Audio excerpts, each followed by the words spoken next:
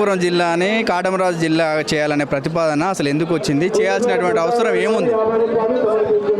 కాటమరాజు జిల్లా చేయాల్సినటువంటి నేపథ్యం ఏంటంటే కాటమరాజు 12వ 13వ శతాబ్దంలోనే ఈరోజు ప్రభుత్వం నడుస్తుంది అంటే ఈరోజు మంత్రివర్గము వ్యవస్థని ఈరోజు ప్రభుత్వం కొనసాగిస్తుందంటే అది కాటమరాజు నుంటే ఈయన రాజరికంలో పశు సంపదన కోసం ఒక మంత్రివర్గాన్ని ఏర్పాటు చేసుకొని ఆ మంత్రివర్గ పాలనలో మూగజీవాలైనటువంటి ఆవులు లేదంటే పశు సంపద ఏ రకంగా మనం కాపాడుకొని అడవుల్ని కానీ భూముల్ని కానీ ఏ రకంగా మనం పరిరక్షించుకోవాలని ఈరోజు అన్ని కులాలకి ప్రాతినిధ్యం ఇచ్చినటువంటి రాజు కాటమరాజు.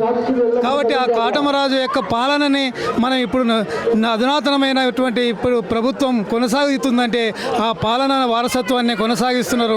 కానీ ఆ పాలనని కొనసాగించినటువంటి రాజు పేరు మీద ఈరోజు కొత్త జిల్లా ఏర్పడింది కాబట్టి అది కాటమరాజు జిల్లాగా మార్కాపురాన్ని ఏర్పాటు చేయాలని మేము డిమాండ్ చేస్తున్నాం. ప్రభుత్వం కూడా చేయాల్సినటువంటి